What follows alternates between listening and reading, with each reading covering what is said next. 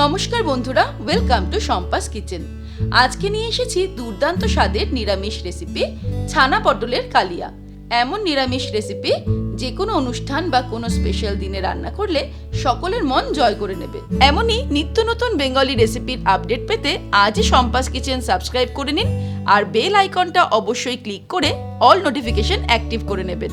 তাহলে চলুন শুরু করি। সবার প্রথমে নিয়ে নিয়েছি 600 গ্রাম পটল। পটলের খোসাটা এইভাবে ছাড়িয়ে মুখগুলোকে চিড়ে চিড়ে নিয়েছি। পটলের মধ্যে দিয়ে দেব হাফ টিস্পুন পরিমাণে নুন আর দিয়ে দিচ্ছি হাফ টিস্পুন হলুদ গুঁড়ো। নুন আর হলুদটাকে ভালো করে পটলের গায়ে মাখিয়ে নেব। তারপর চলে যাব পরের স্টেপে। এবারে কড়াই গরম করে তার মধ্যে নিয়ে নিচ্ছি রিফাইন্ড অয়েল। আপনারা চাইলে সরষের তেলও নিতে পারেন। তেল গরম হয়ে গেলে পটলগুলোকে ভেজে নেব। ফ্লেমটাকে মিডিয়াম টু হাইতে রেখে উল্টে পাল্টে ভালো করে পটলগুলোকে ভেজে নিতে হবে। পটলগুলো ভাজা হয়ে গেছে, এবার এগুলোকে তুলে নিচ্ছি আর এইভাবেই সবকটা পটল ভেজে নিয়ে ফিরে আসছি। এবারে একটা ছোট বোলের মধ্যে নিয়ে নেব 1 টিস্পুন জিরের গুঁড়ো, ধনের গুঁড়ো নিয়ে নিচ্ছি 1 টিস্পুন, লঙ্কার গুঁড়ো দিয়ে দিচ্ছি হাফ টিস্পুন, আপনারা স্বাদ অনুসারে দেবেন। কাশ্মীরি রেড চিলি পাউডার দিয়ে দেব হাফ টিস্পুন, এটা কালারের জন্য। 1 টিস্পুন চিনি দিয়ে দিলাম। নুনও দিয়ে দিচ্ছি 1 টিস্পুন, তবে নুন চিনিটাও স্বাদ অনুসারে দিতে হবে।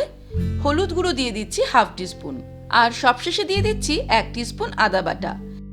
এবারে অল্প জল অ্যাড করে মশলার একটা পেস্ট তৈরি করে নিয়ে শুরু করে দেব রান্না। পটল ভেজে নেওয়ার পর কড়াইতে 2 টেবিলস্পুন মতো তেল রয়েছে।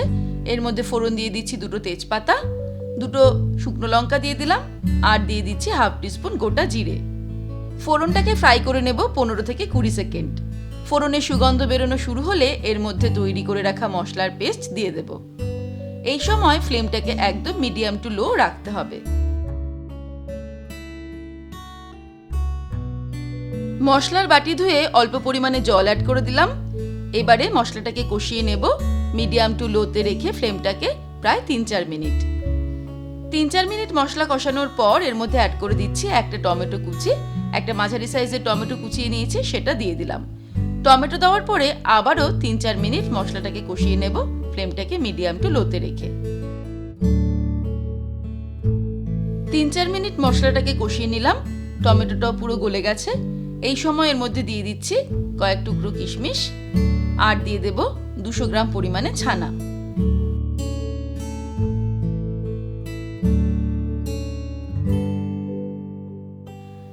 ছানা অ্যাড করার পর মশলার সঙ্গে ছানাটাকে ভালো করে কষিয়ে নিতে হবে।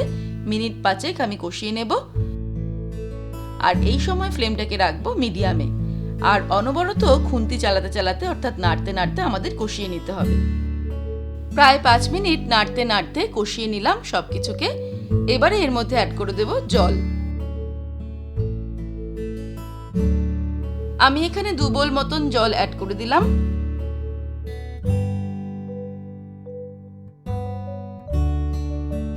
তারপর ফ্লেমটাকে হাই করে দেব।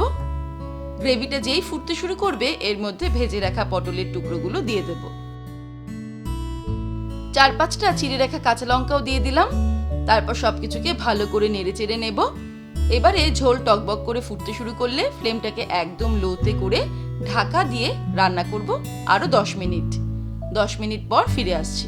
10 মিনিট হয়ে গেছে। মাঝখানে আমি একবার দুবার একটু ভালো করে নেড়ে চেড়ে দিয়েছিলাম। এবারে ফাইনালি এর মধ্যে অ্যাড করে দেব 1/4 টিস্পুন গরম মশলার গুঁড়ো আর দিয়ে দিচ্ছি 1 টিস্পুন ঘি। ব্যাস আর একবার সবকিছুকে মিক্স করে নিলেই তৈরি হয়ে গেল দারুণ টেস্টি ছানা পটলের কালিয়া। এটাকে আমরা গরম গরম ভাত অথবা রুটি, লুচি, পরোটার সঙ্গে সার্ভ করব। তাহলে দর্শক বন্ধুরা, আজকের এই রেসিপি আপনাদের কেমন লাগলো আমাকে ভিডিওর নিচে কমেন্ট সেকশনে কমেন্ট করে জানাবেন। ভালো লাগলে লাইক করার অনুরোধ রইল আর বন্ধুদের সঙ্গে কিন্তু অবশ্যই শেয়ার করুন। ভালো থাকবেন, সুস্থ থাকবেন। আমি আবার হাজির হব নতুন নতুন রেসিপির সঙ্গে। নমস্কার।